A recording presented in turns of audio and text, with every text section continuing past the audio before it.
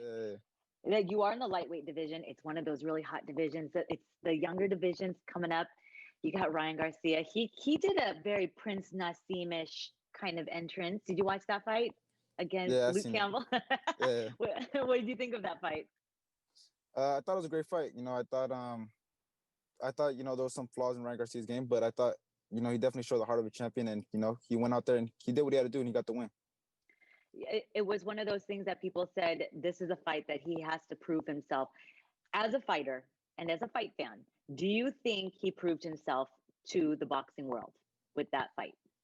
If I'm being honest, I don't really think Luke Campbell was a test, in my opinion. I feel like he's a lot of people are blowing him up Olympic gold medal, so but I never, to be honest, I never really heard of him until Lomachenko fought him, and I feel like he's already older. He's already, to me, in his washed up years, but he showed what he could Oh, do, and I'm just keeping it 100. of course. But and I saw what he did.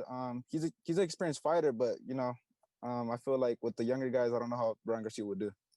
If Ryan Garcia, since he called out Tank Davis, but obviously Devin Haney is the mandatory for the WBC belt for the champion as a champion.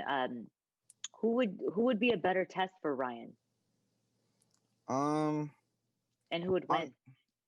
I think honestly, I think if he fight Devin Haney, he have a better chance of winning than Okay, Devontae Davis. I feel like Devin Haney's a good fighter, but he doesn't have that power to really worry Ryan Garcia. I mean, we saw in the last fight with Yuriorkis Gamboa, Yuriorkis Gamboa has a real suspect chin, and he couldn't do nothing to him. So I feel like that'll be a better fight from him in terms of safety wise. He won't have to worry about anything dropping him. With Tank, he throws those little wild little shots, and he's short, so he throws those little looping shots, and it might be end for him. yeah. I mean, after that, it's as of right now the KO of the year with Tank and Leo Santa Cruz. I worry, that's that's a tough one. You are in the lightweight division. Who's your hit list, your dream hit list? Of this time right now, Yes.